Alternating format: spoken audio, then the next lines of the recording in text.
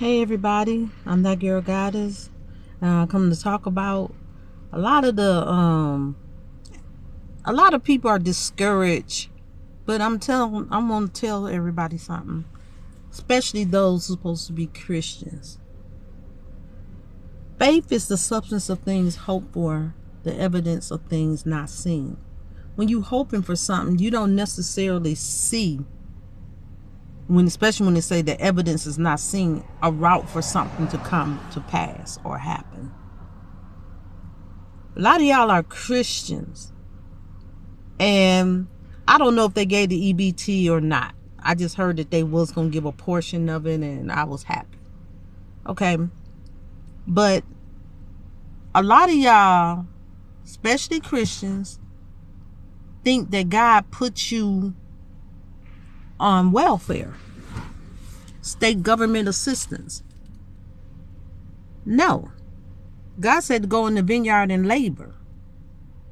He wanted y'all to trust him. Y'all got to learn how to trust and believe and operate in faith. And you can't operate in faith. See, all these people talking about this church hurt, that is just an excuse not to go to church that God is not accepting. Because the word of God say you are without excuse.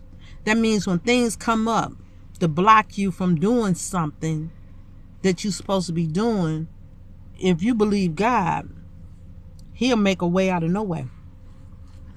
He won't let you ride on that excuse, because he hasn't called us to do things that we're not capable of doing. And when you're sitting back waiting on welfare and stuff, you're not living by faith. You're not in the vineyard laboring. See, a lot of women want to say, well, man is a provider to a wife. You are not married.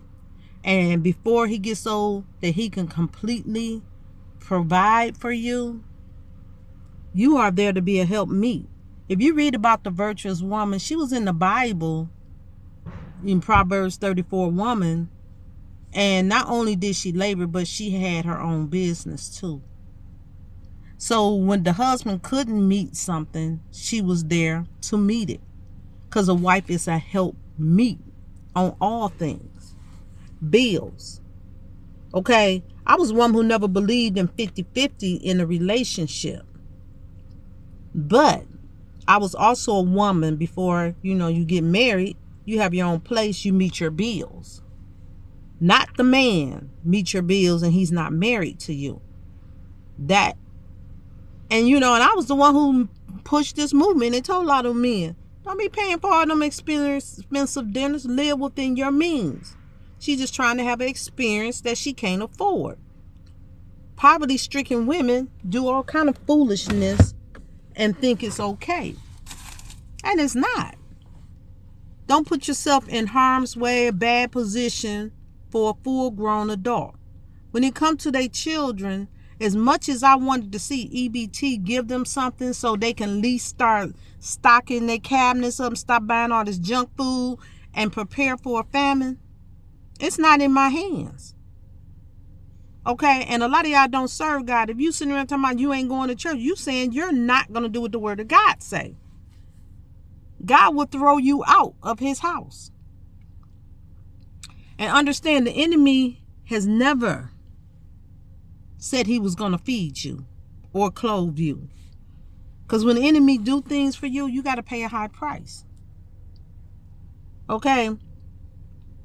I want this to be a wake-up call for a lot of people living on the system. The government ain't cutting Section 8 off. Only person who is supposed to put a roof over their head is the person who need the roof. If you're married, yes, but some of our spouses, they're men, and some are on disability. Some of them are not in a position to be able to afford rent. Their wages is low, you make more. Marriage is based on, sometimes you have to give more than your spouse. In other seasons, they give more than you. Other seasons, not just financially, it can be other things. Okay? Sometimes people health fail them. You're walking around doing a hookup, talking about he my provider, and just because you got pregnant. A lot of courts and judges will tell you, You are supposed to pay 50% of that. And if you cannot pay for the child, you just asking for a handout. A lot of these courts are giving these children to the men. That is the father. You think you can dominate them and they don't have no right to say anything? Not true. Not true. They are the father. And the Bible commands fathers to raise the children as well as women. They also told women not to usurp the authority of a man. That means you're not supposed to be going in here telling the baby father, you can't tell them nothing. Yes, he can. And it's abuse when you don't allow him to. He make decisions. He's also supposed to be the head. But a lot of you females feel like I'm the head. But if you was the head, you wouldn't be sitting on government assistance, because you'd be walking in authority. Okay, just because you feel a certain way doesn't make it the word of God not true. Doesn't say, oh, well, now you're going to dominate the man. Wrong answer. Y'all got to learn to work together. A family. And these girls, they talking about, oh, I was never mock nobody about not being able to feed their kid. I think it's a doggone shame when no adult get up and feed their children. Make it happen. Stop making excuses. Because when it comes to them trees y'all want to smoke, y'all sure don't make no excuses. You know, I just pulled up at my job. I got about 5 minutes before I actually go in. Oh, the nets are heavy out here today. But I'm just letting you know that I'm glad if y'all got y'all benefits, y'all got them partial. Start stocking up. Start buying some of them beans, peas, different canned goods. You're going to have to buy stuff you can put in your cabinet that's going to last. Oatmeal, grits, flour. You're going to have to get a lot of things, seasonings that is going to last. Box of mashed potato, pasta. And you're going to have to accept a lot of y'all going to have a lot of meatless meals. You got flour and sugar and all of that. You can make your own sweets. I want y'all to have a great day. But I'm also not only praying that everybody come to repentance, I'm praying that a lot of females grow up. Stop making children you can't afford. There's going to be a lot of changes in this year. God was showing me a lot of changes. And God is not wrong, because some of y'all have been on the system 20 years and your 3 and 4 generation in Section 8. All of that was for temporary. It was not for the rest of your life. So now they got to put a date in and say, well, no more than 2 years. I feel fair as 5 years. No more than 2 years. So to me, why even go to Section 8 unless you need to stack? It's been people on the waiting list couldn't get in because people done lived lifetimes on it. Everybody need a break here and there. But don't keep making babies outside of wedlock. Go get on some birth control pills and let's grow up. Stop raising your children in poverty. Go get a job. And not saying that because you have a job you won't be in poverty, because that's not true. Okay? They say they'll give some assistance. You need to be doing something.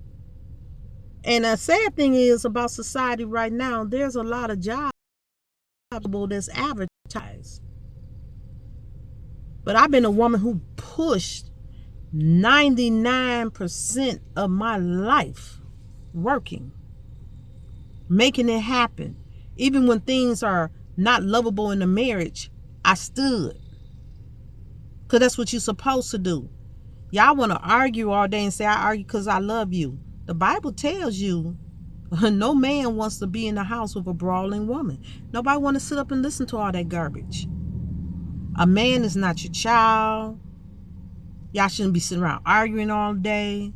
People ridicule me because I'm Indian, and I tell them, we don't sit around and argue all day. It's peace. It's quiet.